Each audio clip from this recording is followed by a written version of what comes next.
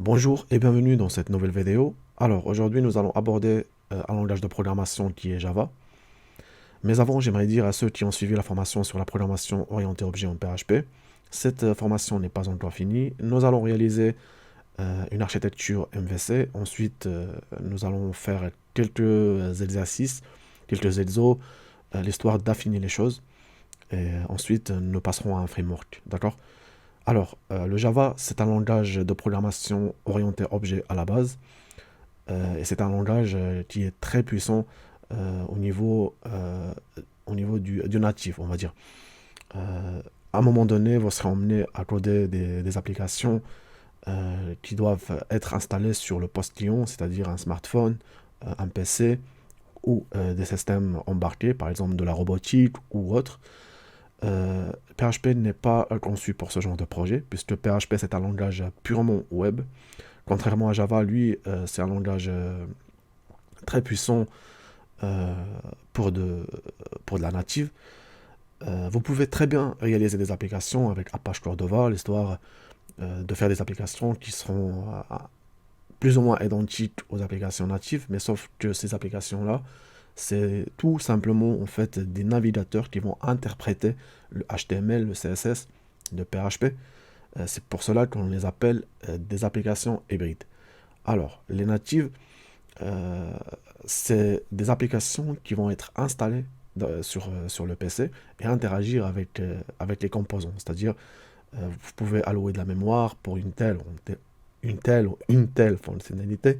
Vous pouvez, par exemple, coder, on va dire, un système spécifique ou une interface graphique spécifique pour un système que vous aurez codé en parallèle.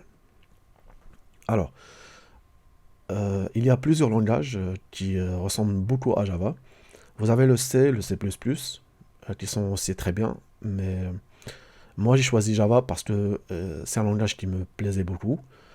Il est très fluide, voilà, très stylé, voilà, je l'aime bien. Et d'autant plus que sa syntaxe, elle est cool. Voilà. Quand vous allez coder en Java, vous allez trouver ça très amusant.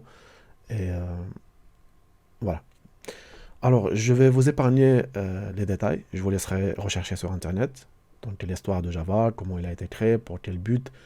Vous pouvez trouver ces informations-là sur des sites comme Wikipédia ou sur des wikidictionnaires, on va dire. Nous allons passer directement à l'installation des prérequis, l'histoire comment dire, l'histoire de faire un espace de dev, on va dire un espace de travail, l'histoire qu'on puisse coder avec Java, la compiler et l'exécuter. Pour les éditeurs de texte, vous pouvez choisir toujours soit un éditeur de texte que vous utilisez déjà, comme Bracket, Sublime Text, Notepad++, ou alors prendre un IDE. Je vais revenir là-dessus un peu plus tard. Alors, pour commencer, vous allez vous rendre sur le site d'Oracle et ensuite vous allez prendre le OpenGDK. Alors, le GDK, donc le kit de développement Java ou Java Development Kit, on va dire, c'est des outils qui vont nous permettre de coder Java sur notre machine. Puisque même si on n'a pas le GDK, Java est présente sur notre système. Il y a des logiciels, par exemple, que vous installez, des antivirus ou des logiciels de montage, etc. Ils ont besoin en fait du code source de Java pour pouvoir fonctionner.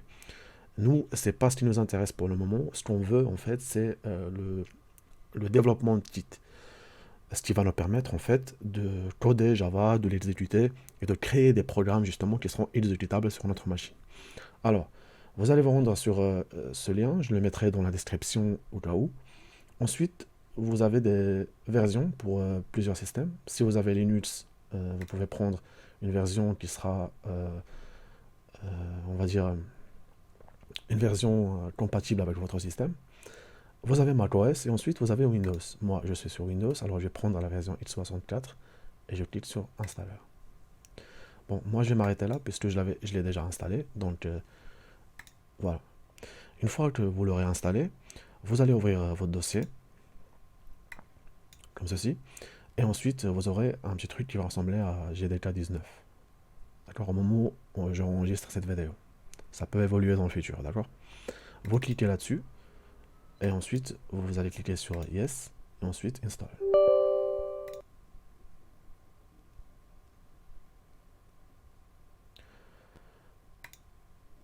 Là, vous choisissez le dossier par défaut. Moi, je laisse comme ça, donc dans Disk Local C, Program Files, Java, etc.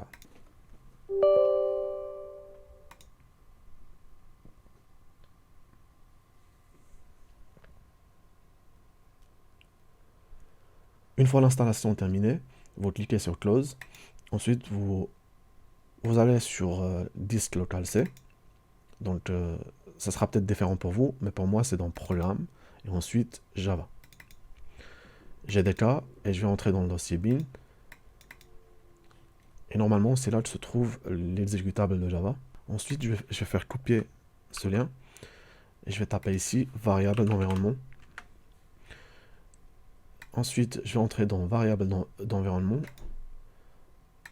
dans path. Ensuite, je vais faire un nouveau et je vais copier le lien de mon exécutable. Moi, je ne vais pas le faire puisque je l'ai déjà fait. Comme vous pouvez le constater ici, j'ai déjà le lien qui est dans le Program Files, Java, GDK, etc. Moi, je vais annuler, mais vous cliquez sur OK. Ensuite, OK. OK. À partir de maintenant, vous avez Java qui est fonctionnel sur votre PC.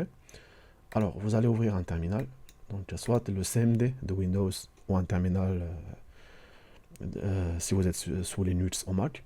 Moi, j'utilise le CMDR que vous pouvez trouver gratuitement sur Internet. C'est un excellent terminal, je vous le conseille. Alors, pour commencer, je vais taper la commande Java, ensuite version. Et comme vous pouvez le voir, j'ai ici donc Java 19 qui est installé. Ce qui veut dire que le Java est fonctionnel sur mon ordinateur. Je peux commencer à coder. Alors, pour commencer, je vais aller dans... je vais ouvrir le Visual Code Studio. Et ensuite, ou alors je vais tout simplement créer un petit dossier en mettant ici, je vais d'abord me rediriger vers le bureau, pardon, en mettant donc c /, ensuite user, voilà. Et là, je vais créer un petit dossier.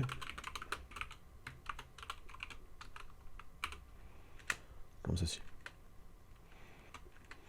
Je vais taper un petit ls, il n'y a rien du tout. Alors je vais créer un petit fichier en mettant touch et ensuite prog.java. Alors il est indispensable de rajouter l'extension .java pour ne pas avoir de problème avec la compilation. Et ensuite j'exécute. Maintenant je vais sortir d'un cran et ensuite je vais taper un petit code ici. D'abord je vais refermer le Visual Code ici et ensuite je vais taper code Java. Et je vais ouvrir mon dossier justement avec Visual Studio Code. Alors, une fois mon dossier ouvert sur Visual Studio, je vais cliquer sur mon fichier prog.java. Et donc, à partir de maintenant, je peux commencer à écrire mes premières lignes de code. Alors, je vais agrandir un petit peu pour que vous puissiez voir mon code. Alors, il est indispensable de rajouter une classe main. Si vous avez déjà codé avec le C ou le C++, vous savez très bien qu'il y a une fonction main qui est indispensable. C'est comme une starlet en fait qui va démarrer le programme. C'est une classe mère, on va dire, qui va englober donc toutes les informations DOM, on va dire. D'accord? De toute façon, ne vous inquiétez pas, on va aborder tout ça dans un prochain chapitre. Pour le moment, retenez juste cette syntaxe et nous reparlerons de chaque, on va dire, de chaque élément en détail, que ce soit les variables, les boucles, les conditions, etc. Et puis, comme le Java est un langage de programmation orienté objet de base, donc si vous avez suivi la formation sur la PO en PHP, vous n'aurez pas de problème à comprendre donc l'héritage, l'encapsulation, donc tout ce qu'on avait vu sur le PHP, c'est plus ou moins identique à la programmation orientée objet avec Java. Ok. Maintenant, je vais commencer à déclarer ma classe ici en mettant classe, ensuite prod. Alors, ici, j'ai nommé ma classe prod de la même façon que mon fichier prod.java. Donc, comment dire, il est indispensable de faire comme ça pour que Java puisse en fait lier le fichier prod avec la classe prod. Ensuite, je vais déclarer la fonction main en mettant ici donc public, ensuite static void main comme ceci. Et le main, il va prendre un argument qui est donc string, ensuite args, l'histoire que je puisse afficher du texte à ce niveau-là. Alors maintenant, on va afficher un petit message du genre Hello World sur un terminal. Donc pour ça, c'est très simple. On va déclarer une petite variable. Je vais tout simplement mettre var pour le moment pour ne pas entrer dans les détails. Et je vais déclarer ma variable en mettant ici hello. Voilà, comme ceci, égal.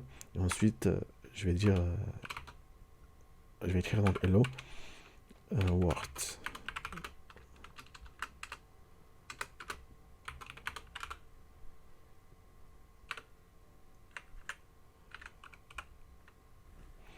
Alors, pour afficher ma variable, je vais faire appel à la classe system.out.println qui va prendre tout simplement ma variable hello. Voilà, comme ceci. Je fais enregistrer. Pour la compilation, donc, on va aller sur le terminal et ensuite, on va faire un petit ls. Alors, excusez-moi.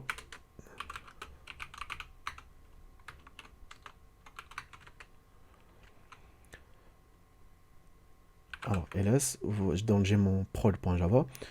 Pour la compilation, je vais taper la commande java c comme ça, et puis je vais, comment dire, appeler mon fichier prod.java. Voilà, donc maintenant, la compilation est terminée.